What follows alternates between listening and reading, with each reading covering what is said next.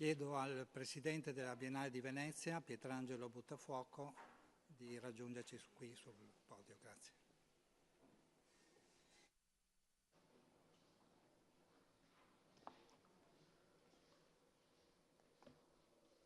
Ringrazio Alberto Barbera, ringrazio la sua squadra e tutto il personale della Biennale. Siamo pronti per la realizzazione della 82esima mostra e, caro Alberto, voglio fare solo un nome tra tutti noi al lavoro prossimamente già da adesso al Lido, ed è quello di Roberto Saoner.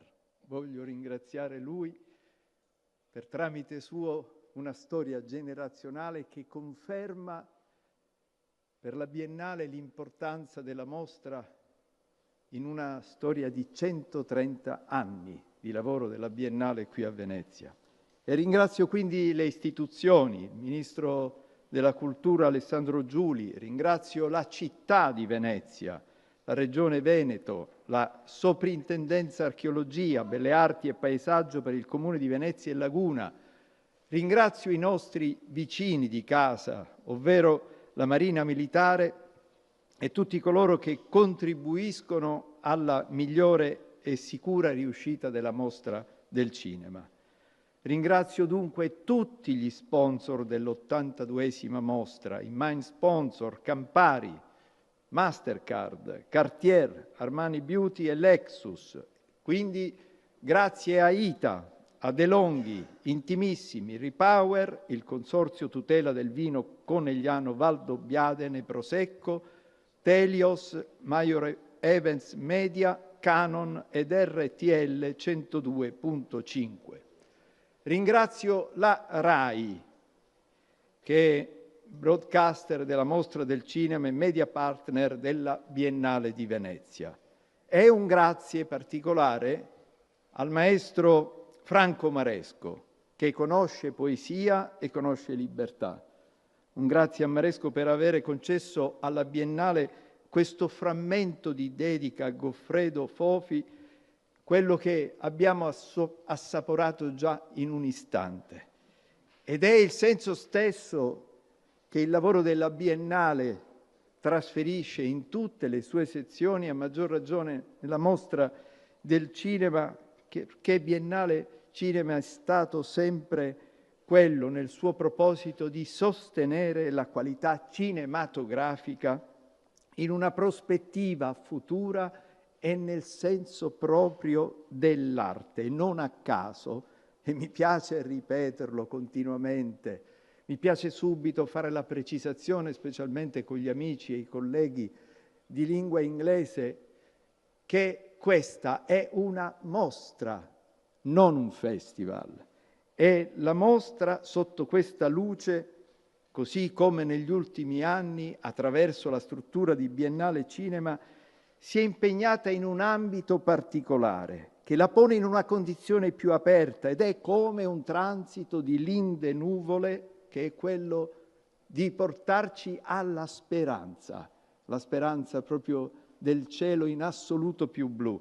Ed è diventata sempre di più, e lo vediamo ogni anno al Lido, un punto di riferimento per le giovani generazioni, perché accanto ai pubblici storici, ovvero gli specialisti, gli appassionati veneziani, i cinefili che arrivano da ogni dove, quello che più si segnala e che ci dà soddisfazione nel nostro lavoro di Biennale è cresciuto sempre di più il pubblico giovane, perché i numeri stessi ce lo confermano.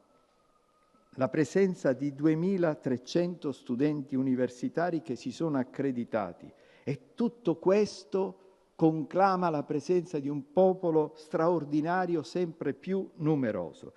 E questo pubblico nuovo, che dimostra ogni volta un affetto sorprendente per questa antica mostra, questo pubblico giovane è quello che meglio di ogni altro incontra i grandi classici italiani internazionali, oppure, e l'abbiamo verificato con entusiasmo, l'ascolto nelle affollatissime masterclass o lectio magistralis, che dir si voglia, dove gli artisti e gli autori fisicamente presenti incontrano questo pubblico. E questo è un segnale di vitalità culturale delle giovani generazioni che, posso dirlo con orgoglio, non riguarda soltanto Biennale Cinema, ma tocca e conquista tutte le altre voci di questo straordinario catalogo dove si recita arte, architettura, teatro, musica, danza, cinema e nel lavoro, e qui ne siamo presenti, dell'archivio che quotidianamente costruisce il lavoro di questa istituzione. E quindi fuor da retorica, giovani, fuor da retorica la presenza di un pubblico fresco, è un fenomeno importante e delicato che va incoraggiato. E per questo la Biennale si vuole avvicinare sempre di più a questo fenomeno per accompagnarlo allo sviluppo successivo. E Alberto lo sa bene, il difficile passaggio dell'essere spettatori e riuscire poi a fare un salto per esprimere ognuno la propria creatività.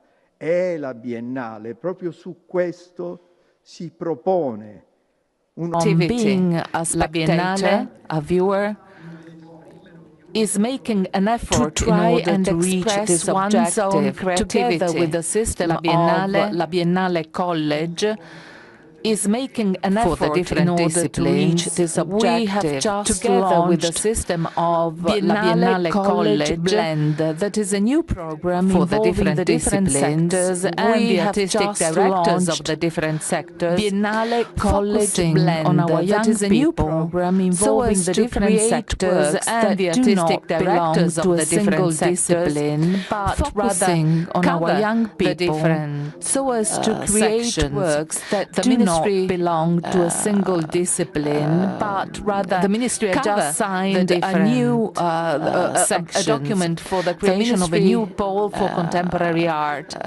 And I would like the ministry has just signed a new a document for the creation of a new pole for contemporary art. The Arsenale and I would like to inform you the new headquarters of the historic archive of La Biennale di Venezia will be inaugurated, a place for research, experimentation. The new headquarters of the historic archive of La Biennale di Venezia will be inaugurated, a place for research, experimentation, young people who come to Venice. Production center as they come to, it is aimed at all those young people who come to Venice. We believe that these projects, as they come to make us believe in the growing of these young, we believe that these projects, scholars, we make us grow believe trees in forests, growing of these young, with faith in their growth, in the future growth. We have to be brave in order to believe in this growth.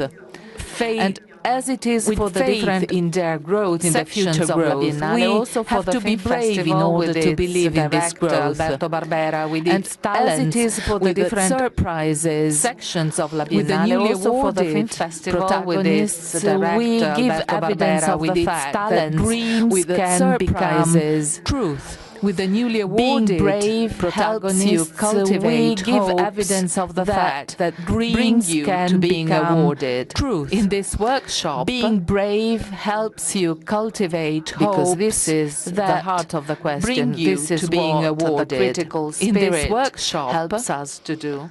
We find an expressive, because this is the heart of the question. This is what realization the critical spirit, the poetry of a world. We find an expressive, the contemporary world that is realization impacted by the poetry of a world created by itself.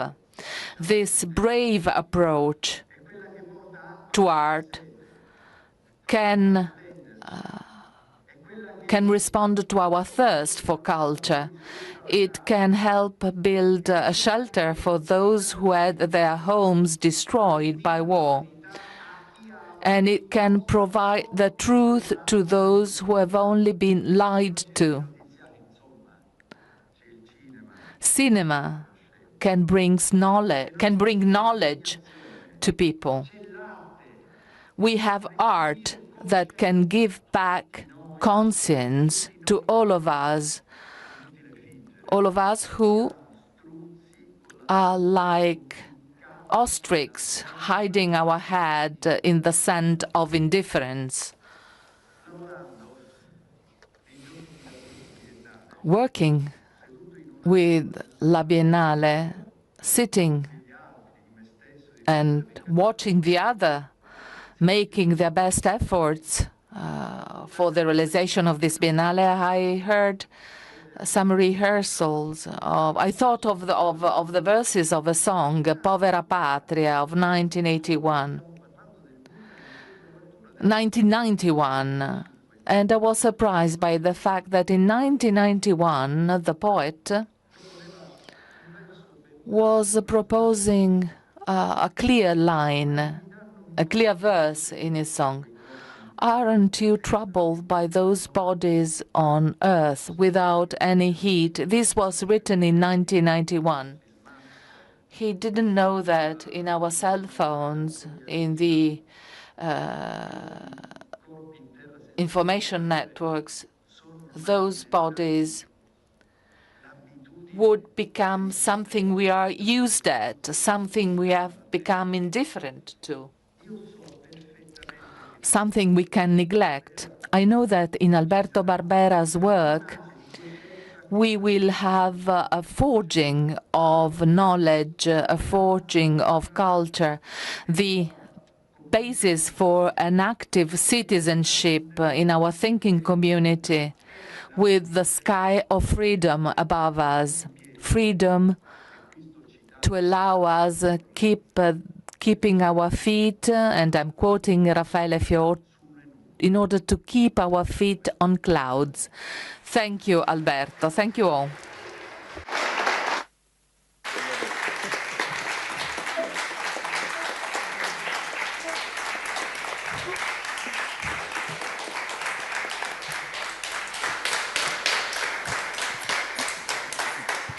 Allora, grazie Presidente.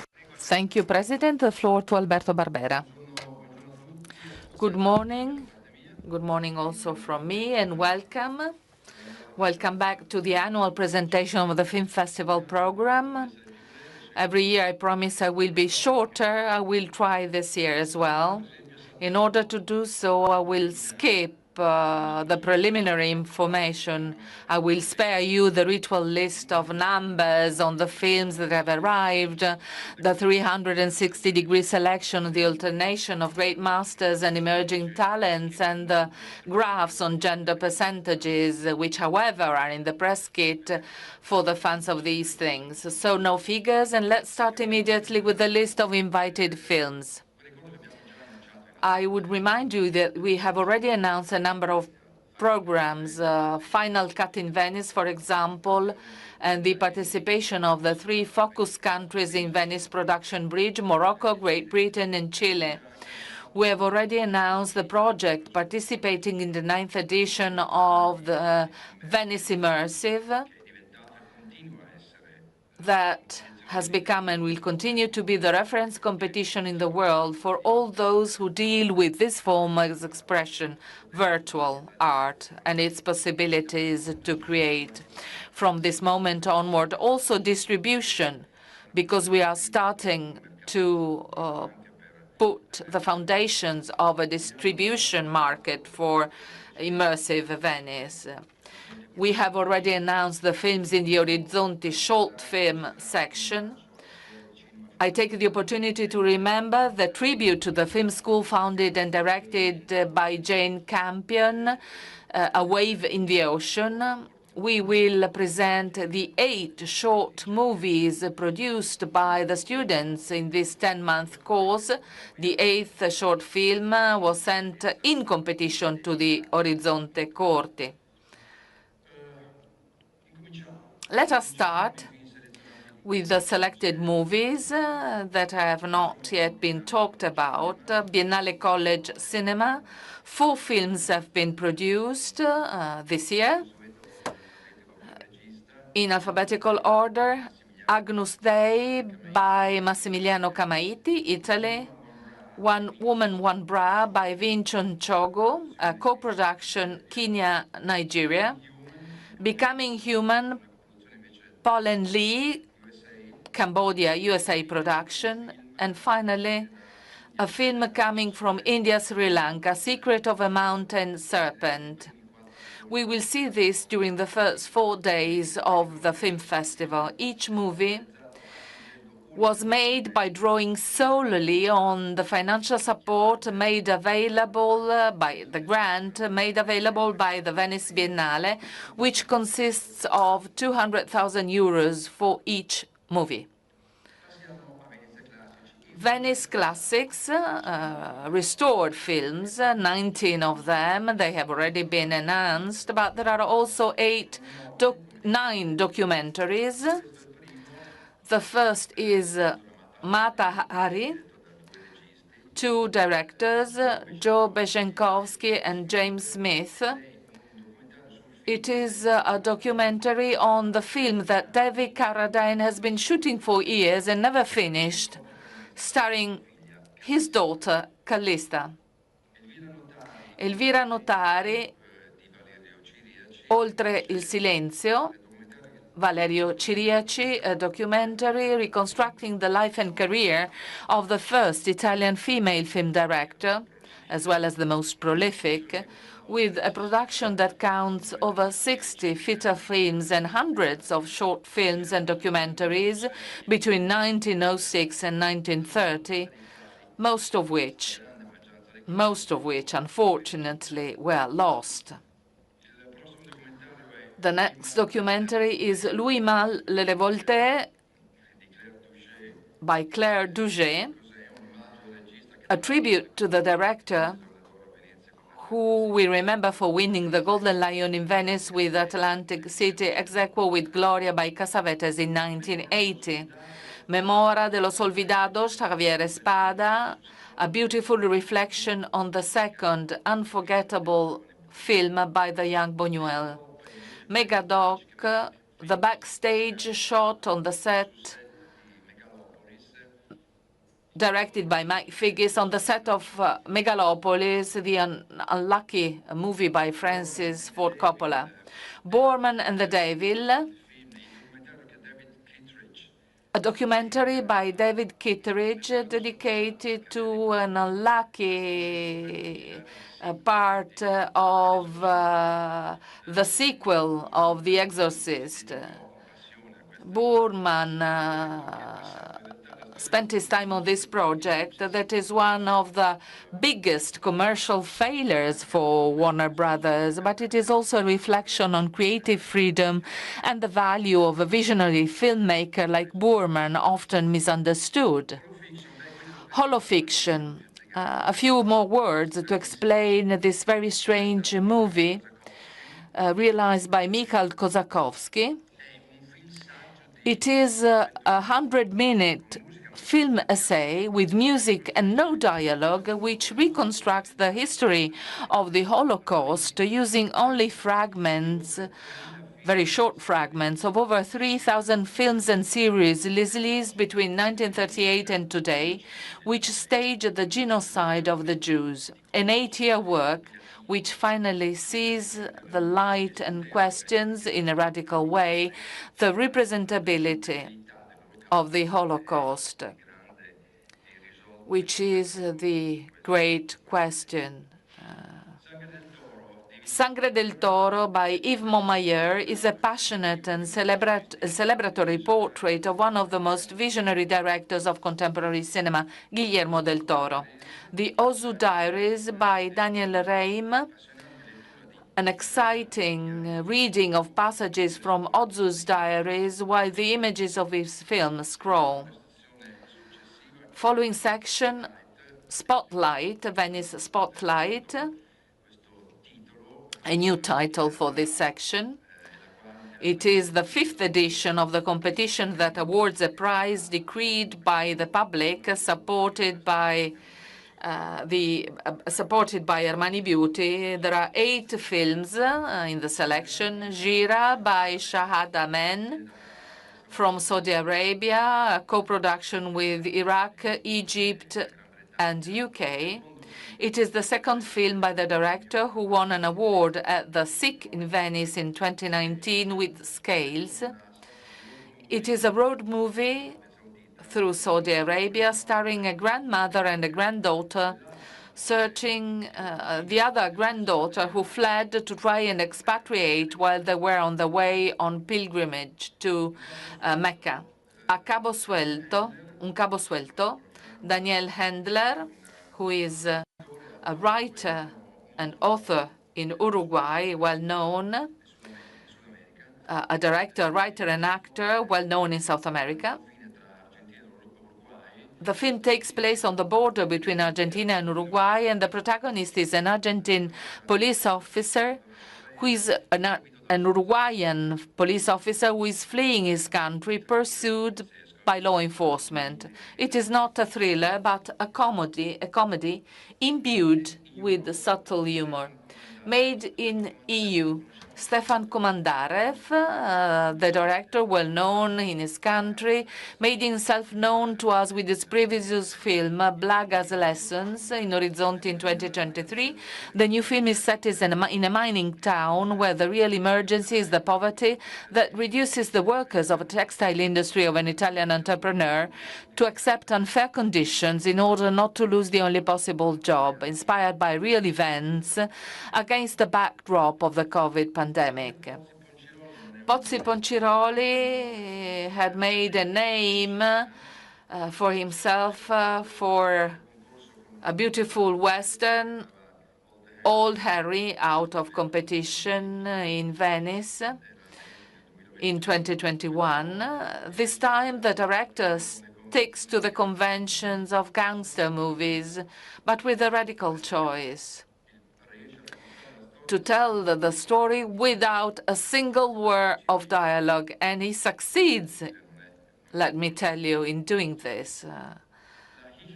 La hija de la Española, a film co-directed by Mariana Rondon and Marite Ugas. You will remember Mariana Rondon, who presented her first film, Pelo Malo, in 2013 in Toronto, and then won an award at the Turin Film Festival. His third film is the transposition of a novel telling about violence, desperation, and cruelty in Caracas, devastated by the regime.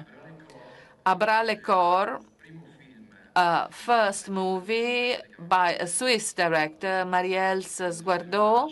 It is the story of a 15-year-old girl, Emma, against the backdrop of the Second World War. She discovered that she is pregnant following a rape and challenges the repressed rural Protestant community to emancipate herself with determination from the moral hypocrisy of the village. Calle Malaga, Marianne Touzani, one of the best directors in Morocco. She was in Cannes with the previous The Blue Kaftan, that was also distributed and successful in Italy. It is a comedy that rests entirely on the shoulders of the great actress Carmen Maura. After 40 years spent in the Spanish Quarter, in the Spanish neighborhood of Tanger, the protagonist is evicted by her daughter, who needs to sell the house to support her children in Madrid. Determined to take back what is hers, the protagonist goes on the counterattack. Last movie in the section Spotlight is an Italian movie, Daniele Vicari, Ammazzare Stanca. Vicari. I never get his name correctly. I apologize with Daniele, whom I have been knowing for many years. An excellent cast, Montesi, Marchioni, Thomas Tabacchi, Rocco Papaleo, among others. It is the true story of Antonio Zagari, the son of a powerful boss of the 'Ndrangheta, who moved to the Varese area, who in the 70s decided to rebel against the criminal destiny traced by his father, refusing to follow his footsteps. And here we are at Orizzonti. Feature films in this section, 19 of them. The competition will be opened by the movie on the opening of the festival. together with the main competition, by this movie, Mother, by Teona Strugar-Mitevska, a co-production between Belgium, North Macedonia, Sweden, and Denmark, an international co-production for a well-known director. She was in Venice with the Prisio movie, the unconventional portrait of Mother Teresa of Calcutta, played by Numi Rapace, the result of a 15-year research to restore the truth of a controversial, ambiguous, and not without contradictions character. Divine Comedy, I will not pronounce the title in Farsi, by Ali Asghari, the Iranian director Ali Asghari, who studied in Bologna after his degree in Tehran. He comes back to Venice, where he had already been twice, in 2014 with a short film and in 2017 with a feature film in competition at Orizzonti. Not unlike the previous ones, this film also reflects on what it means to be filmmakers, artists today in Iran, between censorship, bans, bureaucracy, tailings, and police raids. It does so in the form of a comedy, a very enjoyable comedy, by the way. Hiedra, the first film from Ecuador in competition in Venice, the third feature film by the director, who is well known abroad, the dramatic story of a mother looking for the son she abandoned after birth. An Italian movie in Orizzonti, coming back, Carolina Cavalle. She was in Venice with Amanda a few years ago, a unique case of a debut that has obtained wide international distribution. This is a second movie with Benedetta Porcaroli as the protagonist, and there is a lot of expectation for her new movie. Strange River, a debut movie by Jaume Calaret Muxart. I hope I said his name correctly. It is an ambitious first film, a coming of age that tells of a teenager on vacation with a family along the German banks of the Danube, a journey that inevitably coincides with the discovery of himself by virtue of the encounter with the mysterious boy who appears and disappears during the movie. Lost Land, a movie by a Japanese director, the third movie, who has always been interested in cases of people who have emigrated to other countries that are not always friendly with immigrants. In this case, the movie follows the vicissitudes of two children, brother and sister, belonging to the Rohingya minority, who are prosecuted in Myanmar, forced to flee to escape prosecution from Myanmar, trying to reach Malaysia through Bangladesh and Thailand. The film begins as a documentary, but from the moment it takes on the point of view of the children, who remain alone at a certain point, it also takes on almost a fairy tale dimension. Grand Ciel, a debut film of the Japanese director who studied in Paris, Akihiro Hata. He graduated from FEMIS in France, in Paris. This is his first film, and it is a strange combination of elements of social denunciation and references to science fiction cinema. Rose of Nevada is a movie by a British author, a science fiction film, although set in the realistic context of a small fishing village in Cornwall, with a stellar cast that includes George McKay and Callum Turner, the most famous, internationally renowned actors, British actors. late fame, Kent Jones is the second feature film by Kent Jones, former film critic and collaborator of Martin Scorsese. He relies on a consummate producer like Christine Vachon and an exceptional performer like Willem Dafoe to tell the story of a former poet whose work is rediscovered by a group of young New York artists.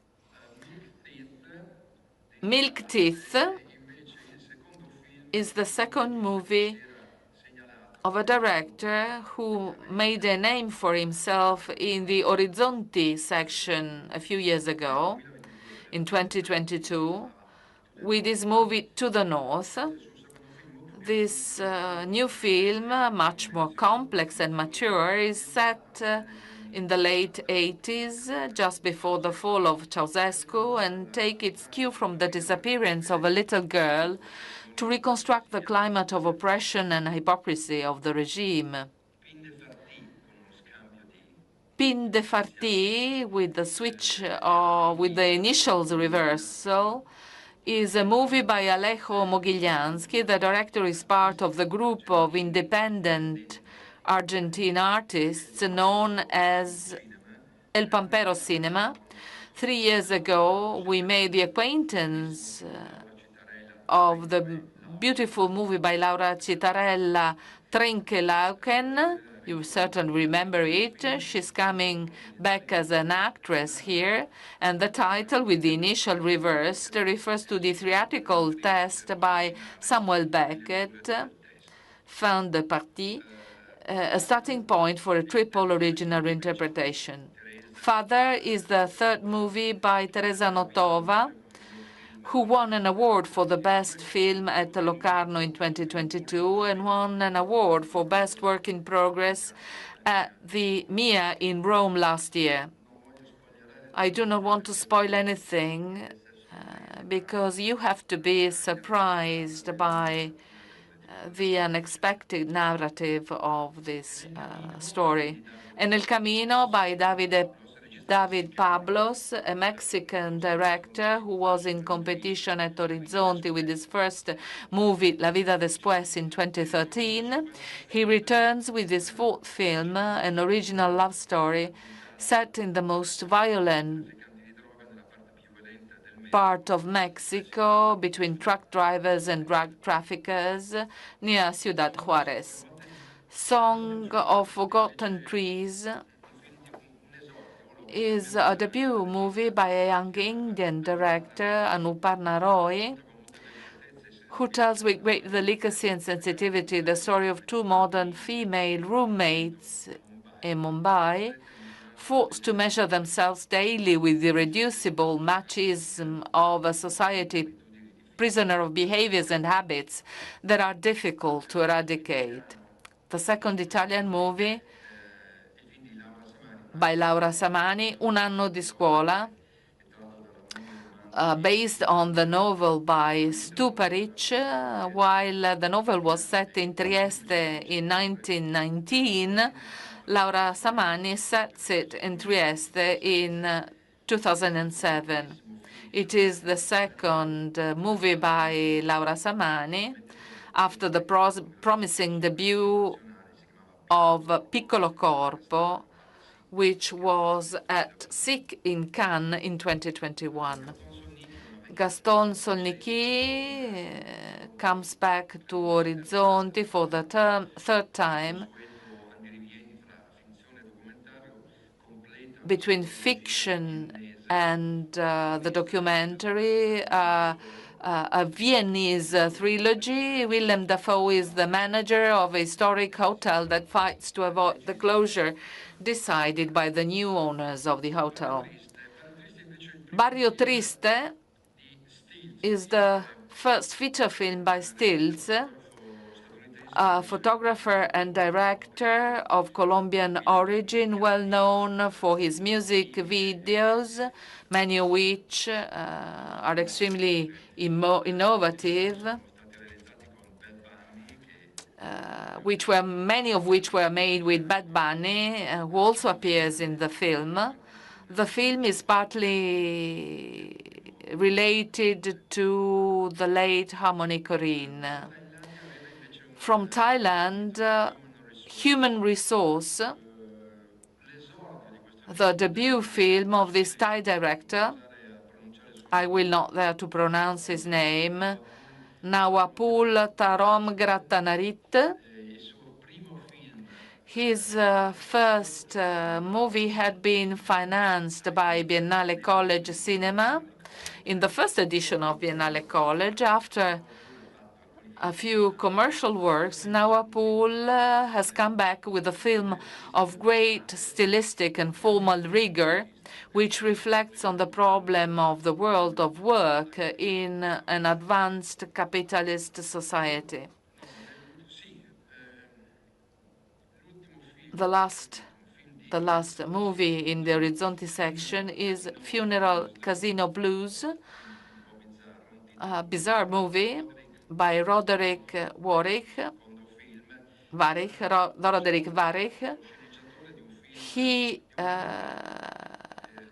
He's the co-writer of a movie that was in competition in Venice in 2023, The Theory of Everything. This movie, as a first film as a director, is entirely set in Bangkok, a sentimental melodrama, a film of social denunciation, besides and above all, a film of doubles and ghosts in the tradition of the cinema of those countries. This was for the Orizzonti competition, and then we have out of competition, starting with the 3 short films we are presenting out of competition. One has already been announced. It is the short by Yann Arthus Bertrand that will be screened at the pre-opening of the Venice Film Festival, together with the restoration of Queen Kelly. It is an act of love for Venice and a strong reminder to reflect on the delicacy of its ecosystem that risks disappearing. The second short is by Rachid Bouchareb, co-produced by France. While waiting for a next feature film on the same theme, Bouchareb has made this short, 21 minutes, with archive pieces on the nuclear tests carried out in the Sahara Desert by France during the occupation of Algeria, with damage to health and the environment that still remain, and for which France has never acknowledged its responsibility. The last short, out of competition, is the latest work by Charlie Kaufman, a peculiar director, co-production between US and Greece, shot in Athens, How to Shoot a Ghost, a visual and sound poem following the ghost of 2 young people who had disappeared, a queer Lebanese translator and a half-Irish photographer. In the words of the director, they wander the city together, finding consolation in the difficult beauty of life and its consequences. Series out of competition, 4 series this year. One will only have 2 episodes, Portobello by Pier Giorgio Bellocchio. Pier Giorgio is trying to complete it with Fabrizio Gifuni as a protagonist. The other series instead are presented in full. Un Prophète by Enrico Artal, an 8-chapter series inspired by Jacques Audiard's masterpiece, which won the Grand Jury Prize in Cannes in 2009, and is written by the same screenwriters of that film. Enrico Artal collaborated to the writing of the film, a French production that has been entrusted to an Italian director. He became known in Venice with his first film in 2013, Il Terzo Tempo, and then returned to competition in Orizzonti in 2023 with Il Paraiso, which deserved 2 awards, Best Actress and Best Screenplay. A new series by Hagai Levi. He was in Venice with his previous series in 2021, based on Bergman's Scenes from a Marriage. This new 6-episode miniseries is based on the writing of Etty Hillesum, the young Dutch writer whose diaries, written in Amsterdam in 1941-1942 under Nazi occupation before being deported to Auschwitz, and are among the brightest and most courageous testimonies of the 20th century. Her books sold a lot in Italy. I repeat, the brightest and most courageous testimonies of the 20th century. The latest miniseries produced by Stefano Sollima, Il Mostro, The Monster, 4 episodes, a reconstruction based on the original documents and the investigation in the so-called Monster of Florence case, a cold case, as they say, a detailed reconstruction of involving the first suspects who were condemned and then turned out not to be guilty. Maybe Sollima will tell us something about the follow-up, because it stops at the eve of the coming on the scene of Pacciani. The Italians will certainly remember about him. Another section, a small section, music documentary. Every year, the festival presents at least 1 documentary about a singer, songwriter, or a band. This year we have 4 of them, so we have decided to dedicate an entire day to the relationship between cinema and music. The first is Nino, 18 giorni. The first is the unconventional portrait of one of the Napolitan singer-songwriters most loved by the public, not only in Italy, Nino D'Angelo. And the documentary was made by his son, Tony D'Angelo. Piero Pelù, Rumore Dentro. Piero Pelù was the frontman of the Liftiba, who had to withdraw after an accident that made him a victim of acufenes.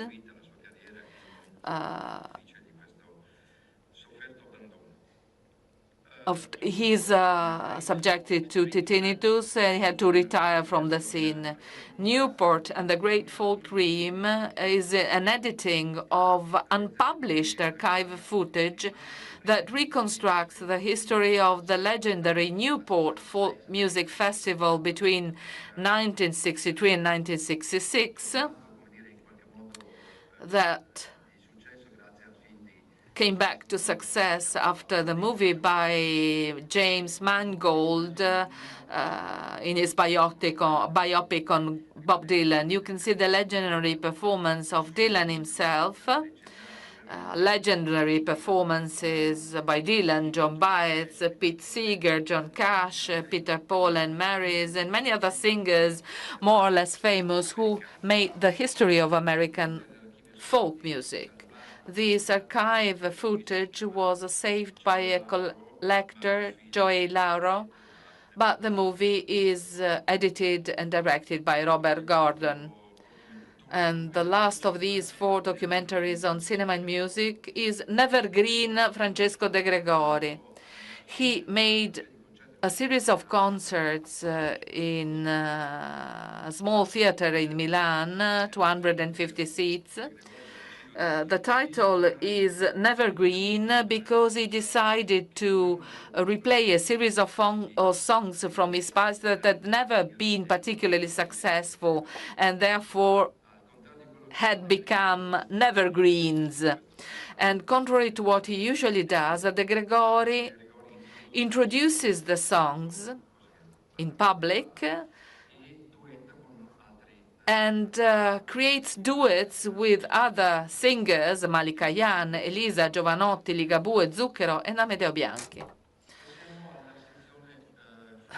Out of competition, non-fiction, many documentaries, 15, more than usual, a sign that this segment of audiovisual production is growing, both in terms of quality and attention from the public. And we can only be happy about this because documentaries are really excellent in this section. We start with an Afghan director who lives in the Netherlands today, Abuzar Amini, Kabul Between Prayers, an observation of the daily life of a young Taliban who leaves the countryside to serve at an armed checkpoint in the capital controlled by the Taliban. We discover that his only desire is to be able to become a martyr one day. And his younger brother is educated in the same cause. Ferdinando Scianna, you need no presentation. Ferdinando Scianna is one of the best-known Italian photographers. He was the first to be admitted in the Magnum agency in Paris. The documentary is by Roberto Andò, as Scianna was a source of inspiration for him, as Andò himself was for Tornatore. Mark by Sofia is the portrait of the designer Marc Jacobs. Sofia Coppola has been a friend of his for a long time. She reconstructs his career and the years when both were young, the New York Nights and the street show organized with Spike Jones by Sofia Coppola herself, a very lively documentary. I Diari di Angela, capitolo terzo, the third chapter of the reconstruction by Yervan Chanikian with his wife Angela Riccilucchi. She disappeared a few years ago. They portrait and collaborate with the writer Lucrezia Lerro, who gives voice to the intimate writing of Angela Riccilucchi, telling about the artist's poetics and her illness. Janikian points out that it is a political movie. What is personal is political, they used to say in the past. And so it is easy to understand why we can say this about this movie. Ghost Elephants, we decided to tribute the Golden Lion for a lifetime achievement to this director who continues to work. We will have the world premiere of his latest documentary, Ghost Elephants, in pursuit of the tracks of a mysterious herd of ghost elephants in the jungles of Angola. As exciting as a thriller, as is often the case for Herzog's documentaries. They seem to be fiction, sci-fi movies. Jiang Kei, My Father and Gaddafi, a documentary co-produced. She's the daughter of the greatest political opponent of Gaddafi, a human rights activist. She reconstructs his life and his disappearance at the hands of the Libyan dictator with the use of rare and precious archival film documents showing the responsibilities of Italian colonialism in Libya and the atrocities committed against the local population. The Tale of Cillian, the new documentary by Tamara Kotevska. She had earned a double Oscar nomination with the previous film, Honeyland. This new work stages the story of a farmer and his unlikely but real friendship with the stork in the country where there is the highest number of storks in the world, against the backdrop of the economic crisis of agriculture in North Macedonia, which has forced many farmers to emigrate in search of work. Nuestra Tierra, the long-expected new movie by Lucrezia Martel, a documentary that is co-produced by Argentina, US, Mexico, France, Netherlands, and Denmark.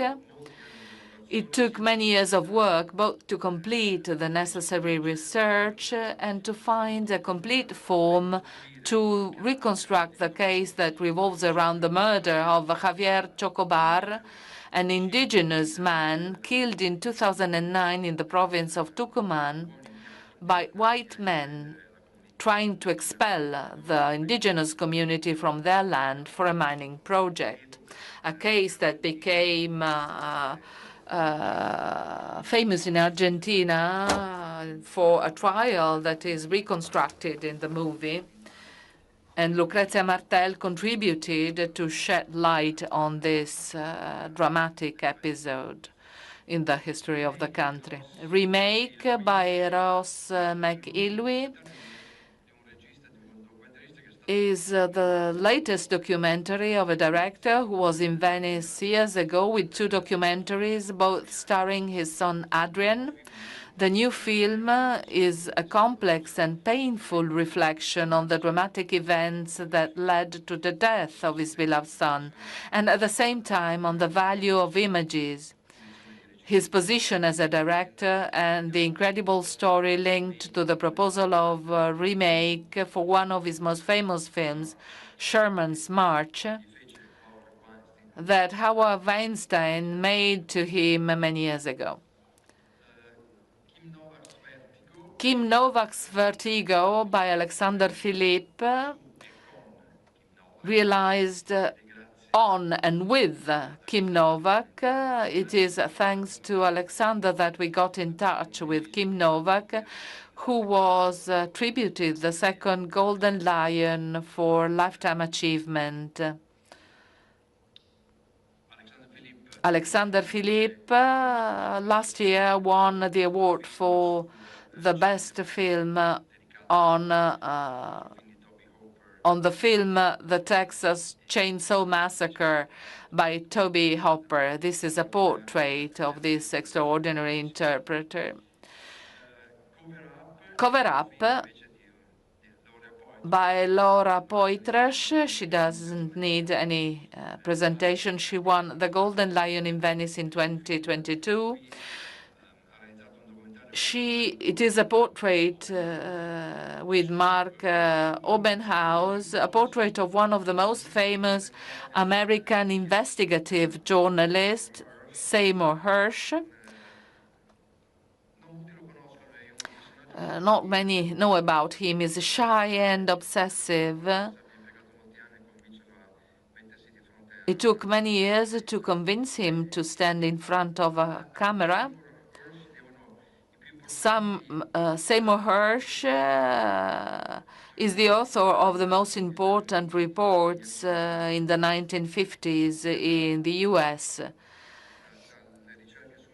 starting from his research on chemical weapons trials in the 1950s, banned by Nixon in the following years,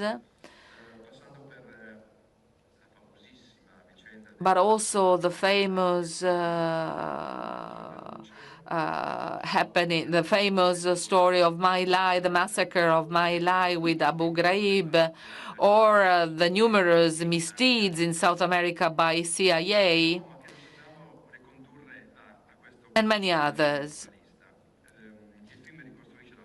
Retracing his career between ups and downs, we always have downs as well, it is a way to reread the American history of the second half of the 20th century, realizing How many are the dark and deviant sides of the politics of a country that grew up sheltered by the myth of the cradle of democracy?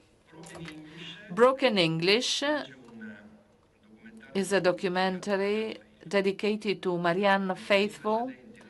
In the months preceding her death, the two English artists, who are also a couple, organized a series of interview sessions with the former singer, set in a very original context of fiction films, entrusted to the conduction of two great actors such as Tilda Swinton and George Mackay, with great use of archival footage and photographs of great interest.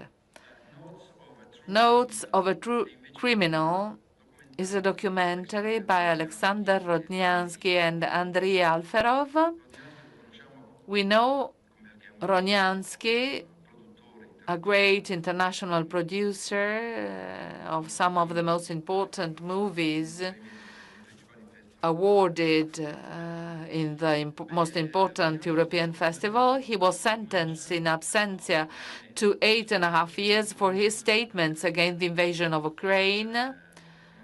Rodnyansky was born in Kiev, but he lived in Moscow for many years. He had his company there. He was forced to run away from Russia, not to be jailed. With this documentary, he tells the stories through archive footings of the Second World War. Documentaries, his own documentaries and images from scientific films directed by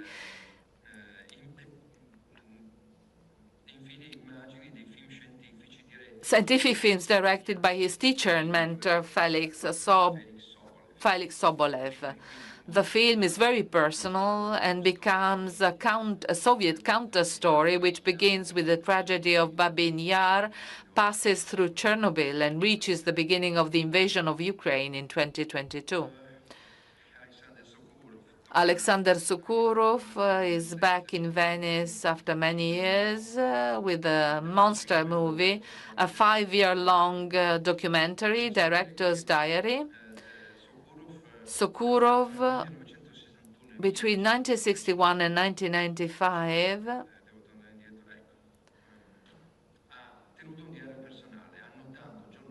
kept a daily diary noting large and small events, not only for the Soviet Union, or small daily events. He decided to transfer these notes into a 5-hour film that year after year shows excerpts from popular films of the time and popular films of the time, but also Soviet propaganda footage. It is not easy to follow. You have to maintain 3 different levels of reading for this movie, but it is extremely interesting. It talks about our history in the second half of the 20th century. And the last movie in this section for non-fiction, Out of Competition, is by Tsai Ming-liang, an on-the-road movie in a foreign country in the manner of Tsai Ming-liang. Not a single line of dialogue, only fixed shots with which the director observes a space unknown to him, the buildings that dot the landscape and the houses of those who live there. They are the key and in some ways the protagonists of this exploration of cinema's ability to become representation and evocation, even without the need for words. Out of Competition, fiction, 11 films. Let's start from the end. That is from the closing film of the festival that we had not yet announced, a French movie, Chien 51, Dog 51 by Cedric Jimenez, an action movie director. He directed the French remake of French Connection. Back North as well. He shoot a movie on the 5 days following the Bataclan tragedy. This is an adrenaline-pumping sci-fi thriller set in Paris in a dystopian near future with a really stellar cast that includes Gilles Lelouch, Adèle Exarchopoulos, Louis Garrel, Romani Dury, and Valeria Bruni Tedeschi. A high-tension festival finale, highly spectacular. Then, in the usual alphabetical order, for the directors, Sermon to the Void by Hilal Baydarov. Maybe you remember him. He was in competition years ago. He comes from Azerbaijan. He was in Venice in 2019 with the movie Mother and Son. In the meantime, he has found a mentor who believes in him a lot, Carlos Reigadas. No need to present him. And he returns to Venice with a fascinating and hypnotic visual poem entirely shot in the desert, searching from the meaning of life, a film that does not contain a single realistic image because they are all electronically processed and colored.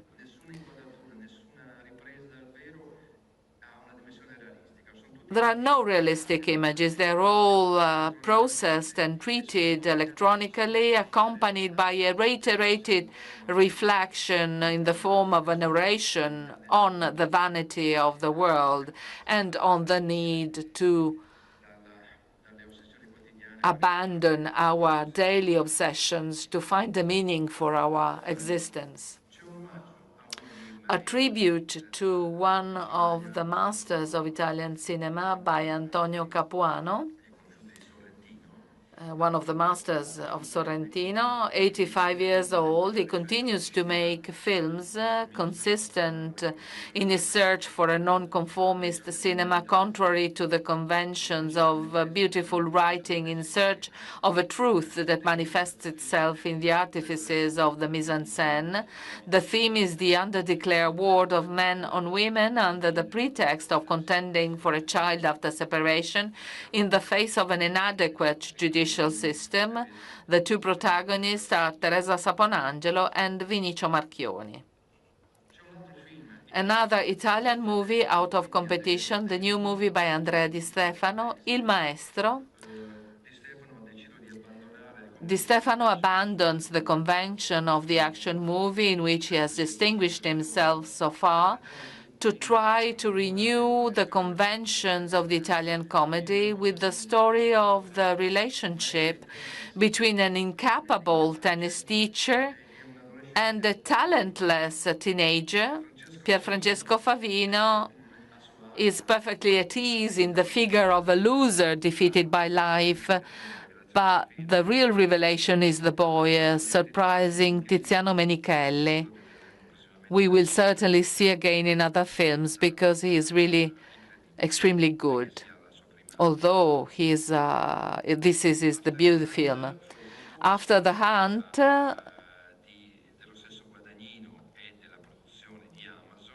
because of a decision by Luca Guadagnino and Amazon production out of competition, another all-American film for Luca Guadagnino, although the film was entirely shot in London. It is set in a prestigious American university. A young American actress, Nora Garrett. It is the story of a complaint of sexual violence in the context of this prestigious American university. A stellar cast: Andrew Garfield, Julia Roberts, Chloe Sevigny, Ayo Edibiri.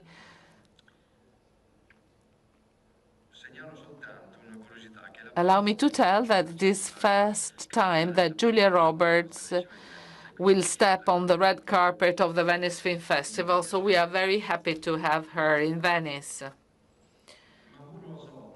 Mamoru Osoda, I am not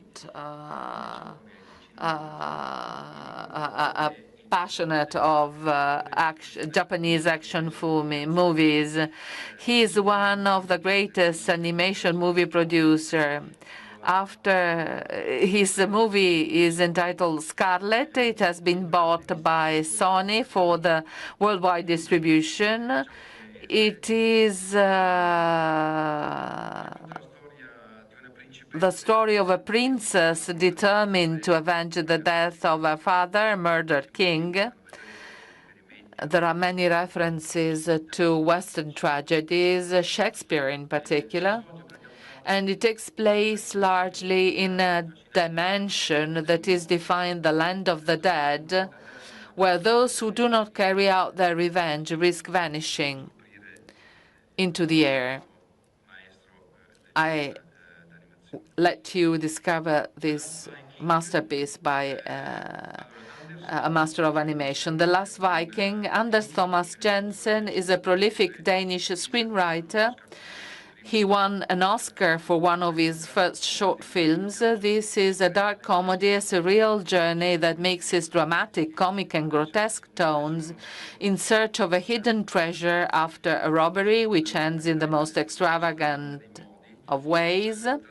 Among the protagonists of a prestigious cast, Danish actors, Matt Mikkelsen stands out, the most celebrated actor in that country, and he was very famous internationally. He comes back to Venice. He was here last year with an out-of-competition movie. In the Hand of Dante, a movie that is being talked about, that has been talked about for 2 years, the latest movie by Julian Schnabel, long blocked for a dispute we are not going to talk about. It was blocked by this dispute between the author and his financiers. The film arrives in Venice without the cuts that had long been threatened. 2 hours and a half. Most of the movies this year, with just one exception, last from 2 hours 15 minutes up to 2 hours 30 minutes. This is the new international standard, which is quite concerning, I must say, also for those who have to program the movies, because packing all of them in our agenda is quite a problem. But we will manage also this year. This movie is based on a cult novel published in 2002. Was shot largely in Italy with an extraordinary cast: Oscar Isaac, Gerald Butler, Martin Scorsese, Jason Momoa, Al Pacino, John Malkovich, Franco Nero, and Gal Gadot. It is at the same time a journey in search of the original manuscript of the Divine Comedy with unexpected crime story implications, but it is also a journey through time to find Dante and his search for the literary and sentimental absolute. Another Italian movie out of competition by a young director, one of the most promising young Italian talents, Paolo Stripoli. He made his debut with the genre movie, a horror movie, last year. He is shooting now a movie with a prestigious cast. I will not spoil the plot. You will discover it yourself. Suffice it to say that we are in a quiet mountain village that hides a terrible secret. In Venice, it will be one of the 2 Italian films, Mezzanotte, at midnight. Gus Van Sant, it is the happy return of one of the protagonists of independent American movie. He had been absent since 2018 because he made television in the meantime. It refers to something that happened in reality. A broker who was a guy kidnapped the director of a loan agency, denouncing that he had been scammed and demanding compensation and apologies. The protagonist is Bill Skarsgård, and there is also an important interpretation by Al Pacino. We are happy to have Gus Van Sant back to cinema with a beautiful movie. The last movie in this section out of competition, it is the last Italian movie out of competition, Orfeo, a debut movie by Virgilio Villoresi. Virgilio Villoresi, Tuscan by birth but Milanese by adoption, is an appreciated director of experimental films, music videos, and commercials for major fashion houses. He is well known abroad. He makes his movies with artisanal animation techniques inspired by the cinema of Jan Swartzmeyer, Zeman, and McLaren. Even this last film, based on the unfortunate, at least for the time, comic poem by Dino Buzzati. It is an entirely self-produced and self-financed movie, a bit in the manner of Coppola, if you pardon the comparison. It is made by contaminating live footage and graphic animation that aims at visual effects of great suggestion and originality. It is the second Italian film at midnight, mezzanotte. Last section, 21 films in competition this year, one less than last year. I always hope I can manage to go down to 18 movies, but every year I have to exceed that number. We begin, and you already know, with La Grazia by Paolo Sorrentino, the opening film on the evening of the 27th of August.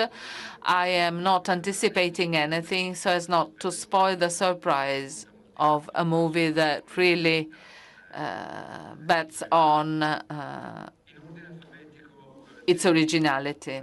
In alphabetical order, another expected movie, The Wizard of the Kremlin, by the homonymous novel by Giuliano da Empoli, with a screenplay written by Assayas himself and Manuel Carrero, who also appears in the film in a quick cameo.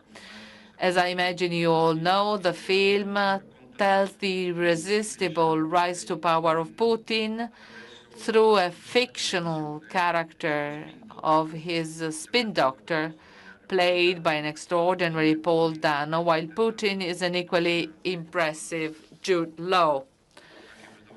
Also, this movie is 2 hours and a half.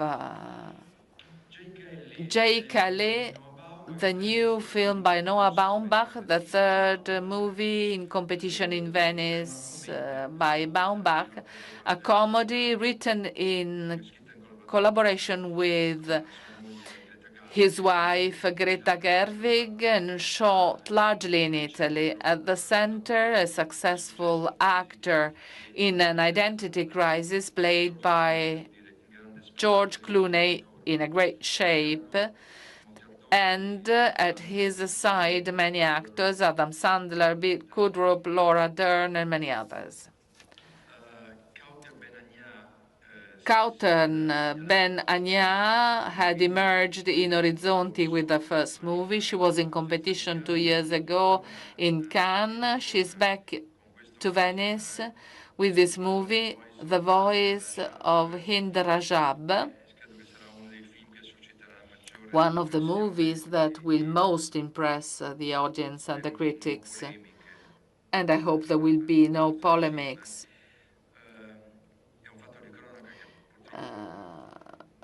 A sad event you will probably remember, referred to by many media. On the 29th of January 2024, the Red Crescent volunteers receive an emergency call.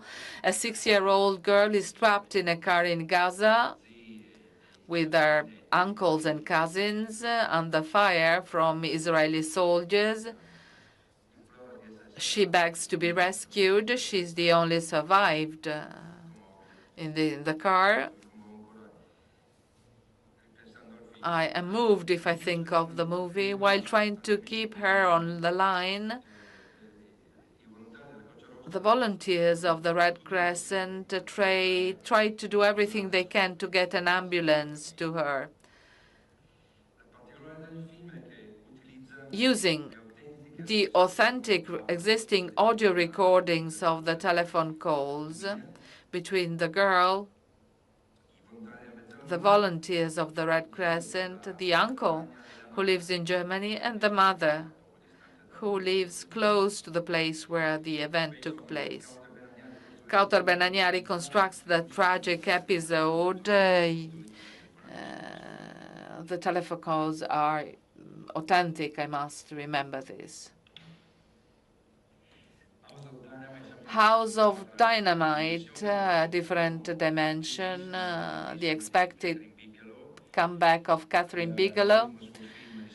Her latest movie was in 2017, and it is therefore a great pleasure to greet her back in competition.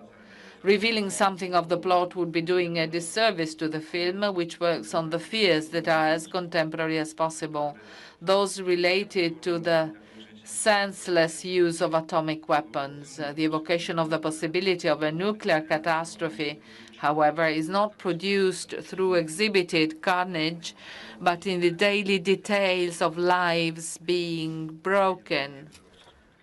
More is better not to say. You will discover it yourself. The Sun Rises on Us All, a Chinese movie, the coming back of a director we know, Chai San-jung. In 2011, he was in competition in Venice, and he won the Silver Lion for Best Director with his film People Mountain, People Sea. It returns today with a social melodrama set in present day, which questions the ethical and moral values, with two stars of the Chinese cinema, well known not only in cinema, Chin Chilei, who was, among other things, the protagonist of the first and only TV series by Wong Kar-wai, Blossom Shanghai, that was extremely successful in the Southeast Asia. Frankenstein by Guillermo del Toro, one of the most discussed movies. We know that for 10 years, Del Toro had been trying to make the movie from Mary Shelley's novel, which has always been a source of inspiration for him.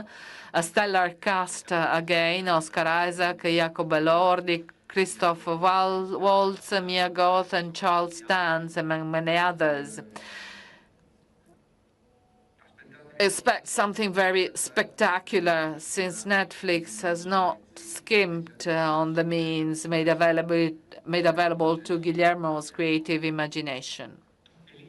Elisa by Leonardo di Costanzo is the second Italian movie in competition in Venice. For his fourth fiction feature film, Leonardo di Costanzo worked on a book by one of Italy's leading criminologists, Adolfo Ceretti, Gingio, for his friends, in collaboration with Lorenzo Natali, another criminologist. The book is entitled I Wanted to Kill Her, Io volevo ucciderla, and a very successful novel, and is a true story of a murderer who killed her sister and tried to do the same with her mother, perhaps also with her father.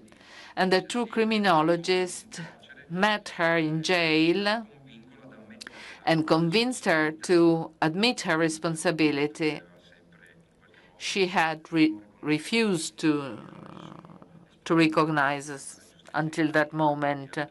The two criminologists support the so-called restorative justice, an extremely topical theme. A pied d'oeuvre the 7th movie by Valérie Donzelli, the first time in competition in Venice. There is a novel at the basis of this movie, a successful novel in France, not translated in Italian, the story of a successful photographer who abandons everything to devote himself to writing. He discovers that he has suddenly become poor and has to invent a way to survive in order to achieve his goal. He lives in a basement, a case of resilience to try and materialize one's own dream. Bastien Bouillon is very good at interpreting with delicacy and irony the role of an individual willing to do any job, even the most humiliating, in order to safeguard his freedom. Silent Friend is the new movie, the 6th or 7th movie by Ildiko Enyedi, one of the most important Hungarian directors. It is shot in different eras, 3 episodes, the first in 1908, the second in 1972, and the third in 2020. It is shot with different supports, the first in 35 millimeters, the second 16 millimeters, and the third in digital. They all revolve around the idea that plants and the vegetal world have a decisive influence on humans and can help determine the existence. In addition to many German actors, the film was shot entirely in Germany, in the Botanical Garden in Marburg and in Cologne.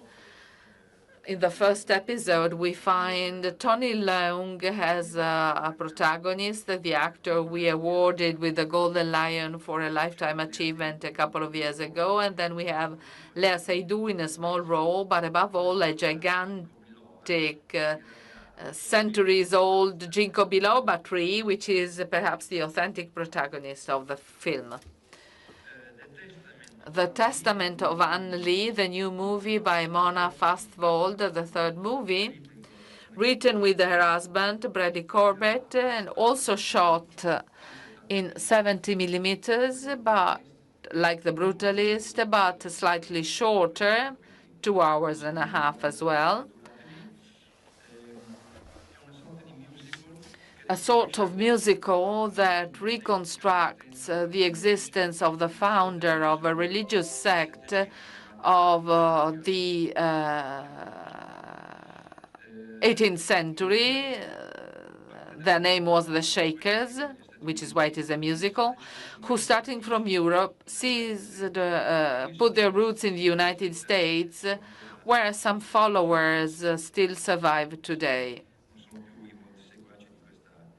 There are not many followers of this community that had very rigid rules, some of them acceptable, some others quite questionable, like absolute castity. You will discover it. Father, mother, sister, and brother.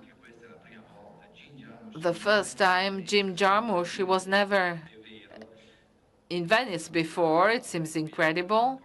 I tried to bring him to Venice in the past years, but Cannes had always prevailed. We managed to have him this year.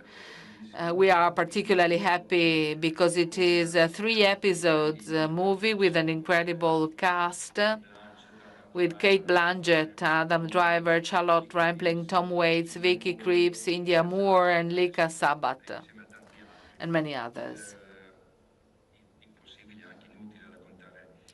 Useless to tell you the story in the movie. It deals with the family relationship, parents and children, with irony but also tenderness, as is typical of Jarmusch. Bugonia, a much expected movie announced on the media. Yorgos Lanthimos was in competition in Venice 3 times. winning a Coppa Volpi for Best Actress, Olivia Colman for The Favorite, and the Golden Lion for Poor Things. This is the remake of a Korean movie of 2003, not too well known, which is why I will not spoil the story of the movie. It is a sci-fi story with lots of surprises. The protagonist is Emma Stone, her third collaboration with Lanthimos. Not the last, I think, as well. And the other Italian movie in competition is Duse by Pietro Marcello, who returns to Venice after Martin Eden, with which Luca Marinelli won the Coppa Volpi for his best performer.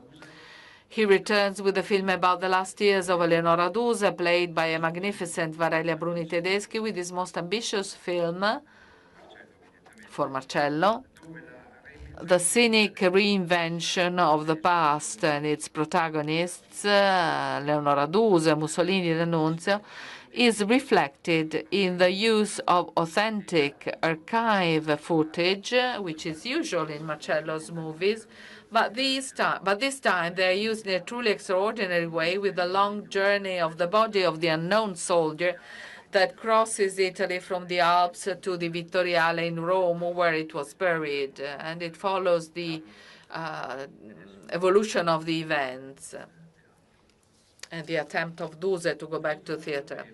Un film fatto per bene, the fourth Italian movie in competition this year. Franco Maresco is also back. He was in 2019 with La Mafia non è più quella di una volta, that earned him the special jury prize. The pretext of the film is the film never made about Carmelo Bene, although it is a movie about Carmelo Bene, and you will see. The text is a long, self-ironic and bitter reflection on his personal obsessions, the inability to finish the films. He has started the contempt for what Italian cinema has become, the desire to escape and isolate himself from a world in which he does not recognize himself. Speaking of unfinished films, you have seen at the beginning the images dedicated to Goffredo Fofi. You will see other images at the end of this press conference. And then you will see a third excerpt during the film festival, parts of an unfinished movie Maresco started a few years ago on and with the Goffredo Fofi that was interrupted and not yet edited. We hope the movie will be finally produced.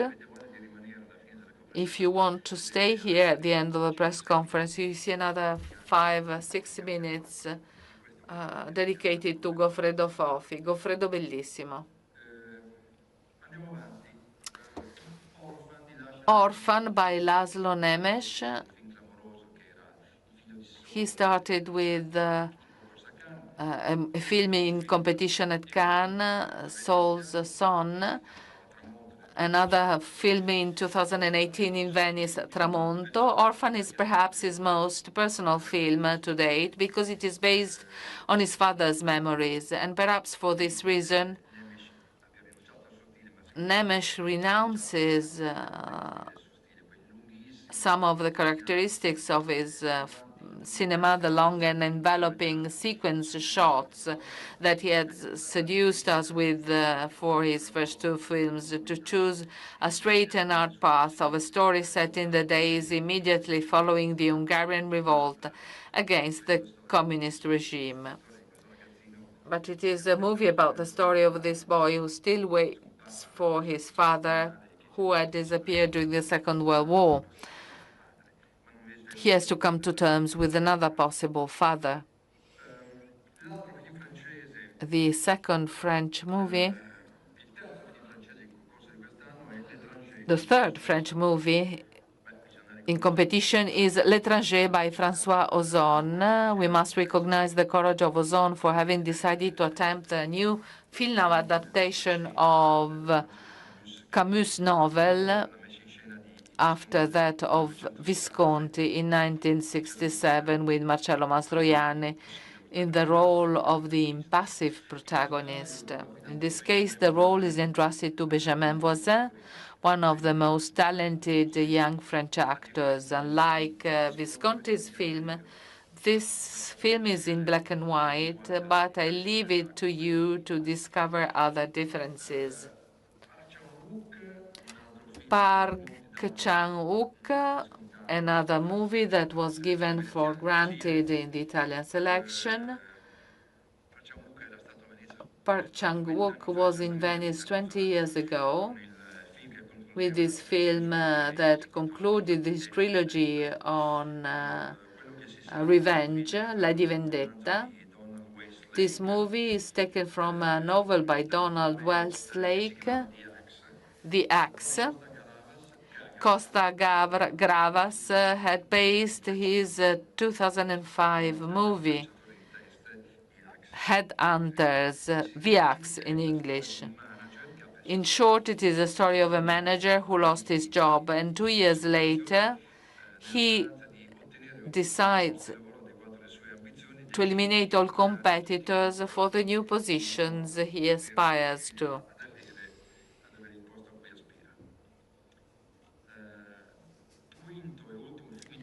Fifth and last Italian movie in competition, Sotto le nuvole, Gianfranco Rosi. There is certainly no shortage of documentaries on Naples, but just a few escape the temptation of local color. Rosi's new film is an exception, not only because it is shot in black and white.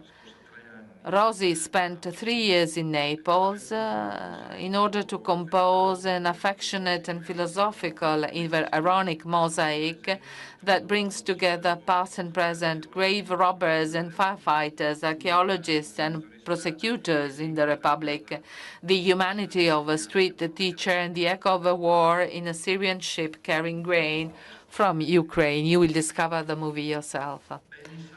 Benny Safdie, one of the two brothers, who is alone in the creation of this movie.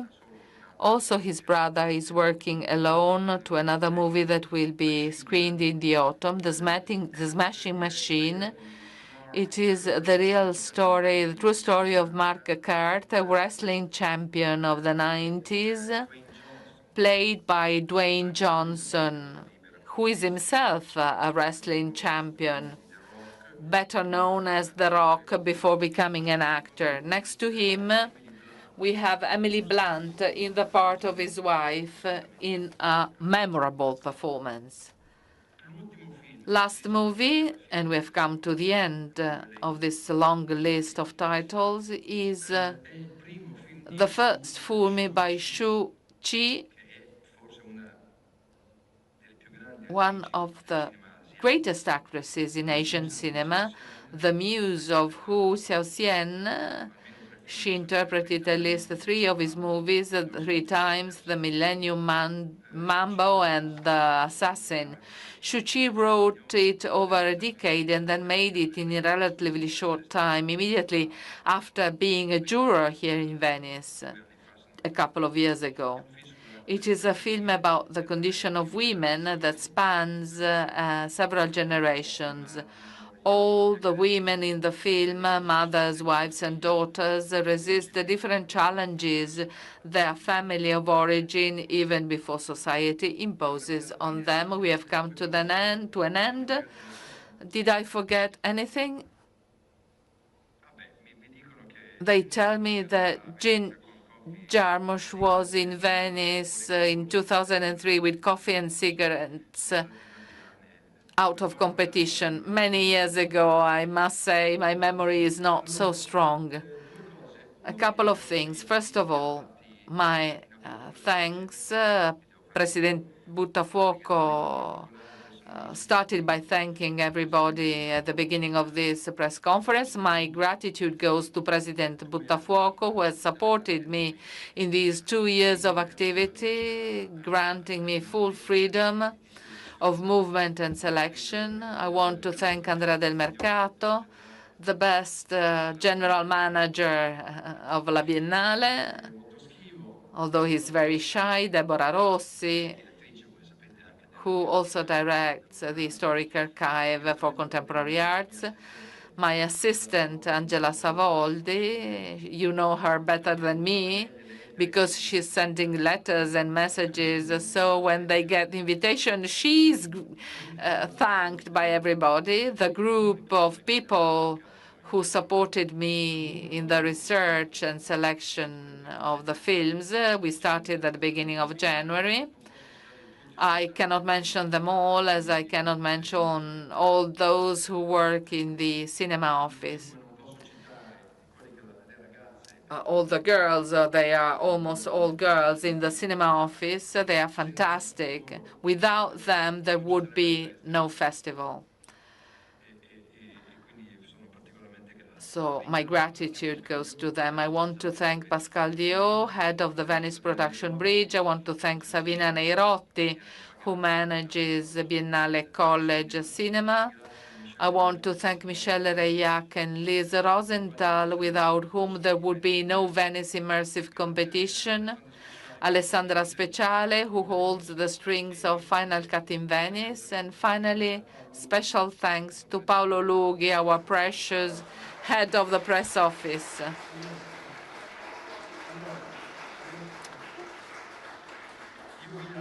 Before closing, we will show you another clip,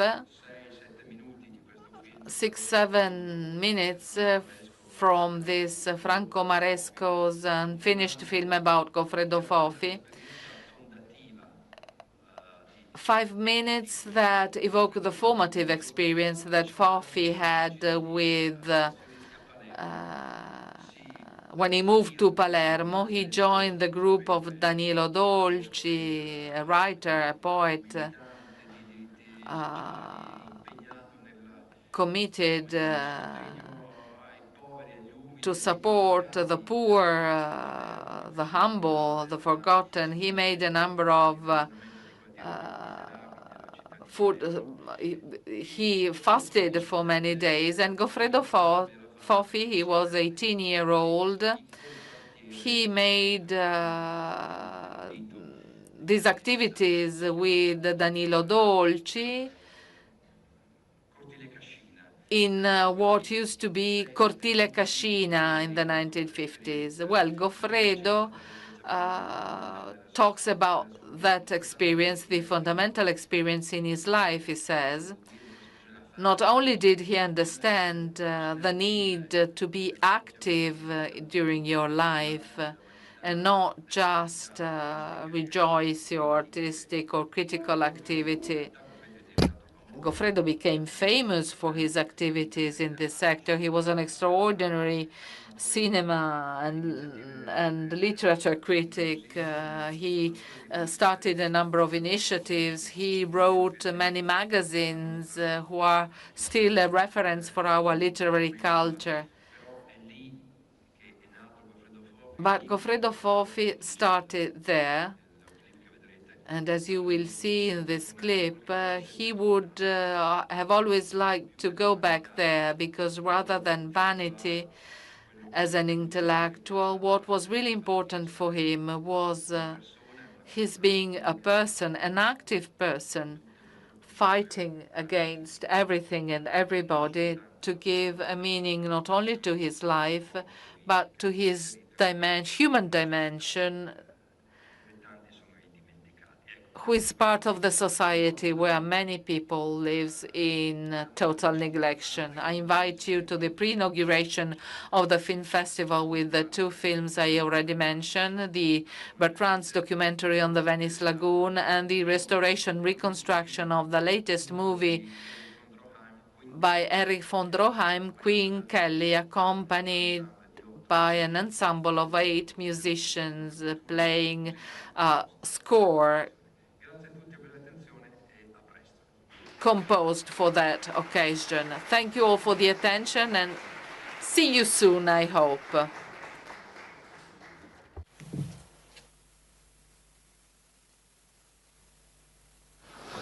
Goffredone. Ciao. Ciao. Voilà. Grazie per essere venuto. Non dire scemenze. Mannaggia. È brutto essere vecchi. Sì. Come è brutto essere vecchi? È brutto. Mi vedi? È brutto essere vecchi. È brutto, siamo brutti. Siamo brutti.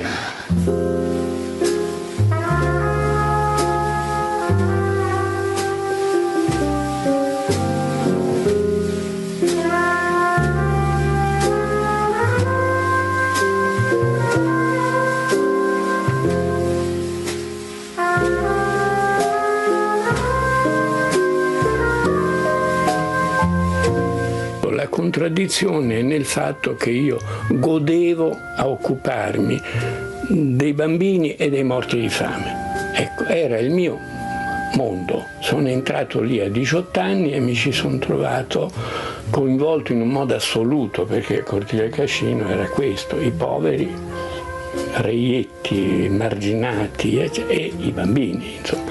Lì mi sono costruito le mie idee, anche sulla letteratura, anche sul cinema, anche su tutto il resto è venuto veramente molto dopo e questo è quello che mi manca di più oggi. Se fossi giovane ripartirei da lì, non certo dallo scrivere libri o fare il critico.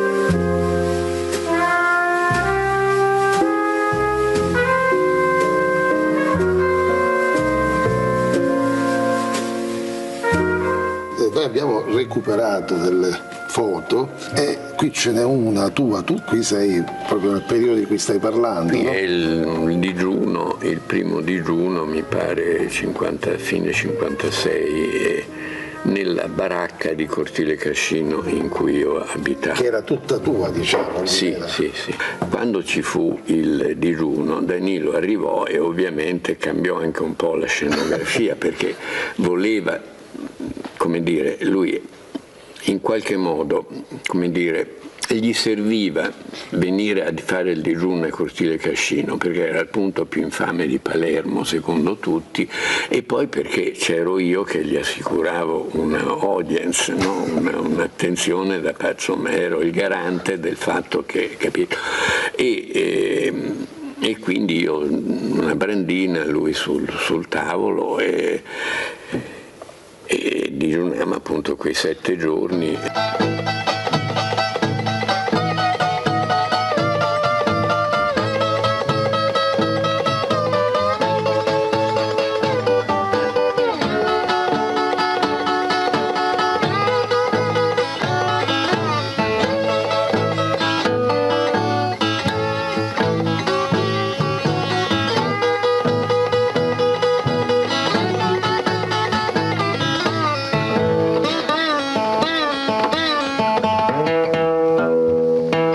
I primi giorni tu soffri la fame, poi entri in un altro stato in cui non te ne frega più niente di mangiare.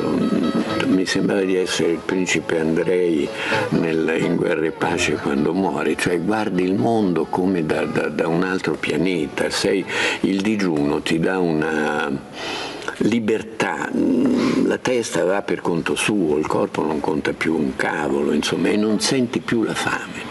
Al 4º giorno io proprio finiva la fame e ero una specie di beatitudine, gli ultimi 2 o 3 giorni erano proprio... Così devono essere esperienze mistiche. Sì, un'esperienza mistica.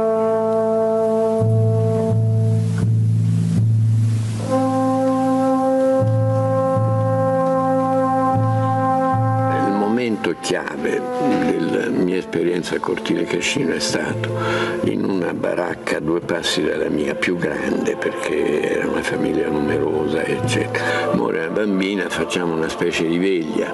Nel corso della notte, mentre stiamo vegliando, la bambina è sul letto con un lenzuolo sopra, si sente un crack e gli si spacca la pancia alla bambina e il lenzuolo si copre, insomma ovviamente fuoriescono le viscere, quindi ecco, ovviamente un'impressione enorme. Quando io sono tornato, finita la veglia, diciamo, a un certo punto sono tornato nella mia baracca, io avevo un quaderno, quelli neri che c'erano una volta, insomma, su cui pigliavo degli appunti, delle cose che dovevo fare, e ci ho scritto sopra, l'ho ritrovato anni dopo, insomma, ci ho scritto sopra per traverso grosso, proprio chiaramente con rabbia, con una matita con cui proprio da strappare il foglio, ci ho scritto sopra: odio i ricchi.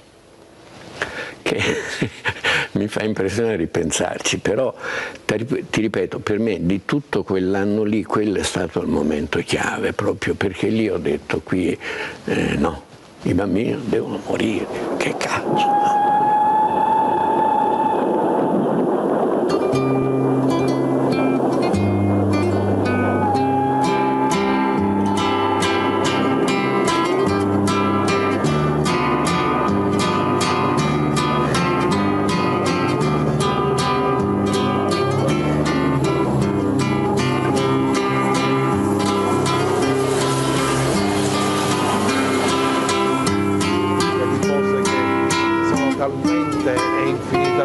Tante che una nega l'altra.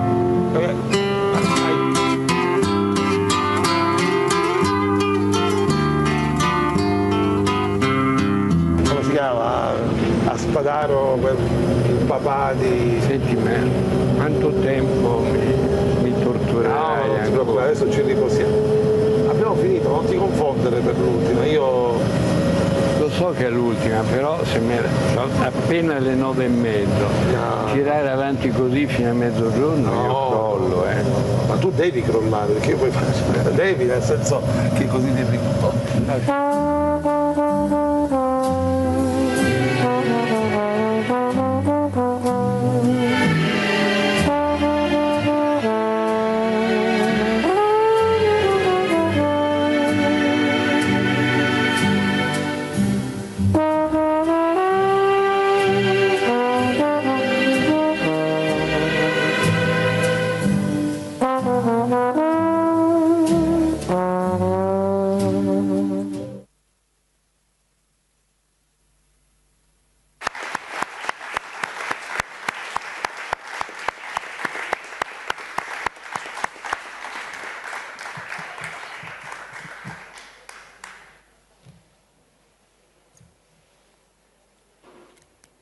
Finita, eh?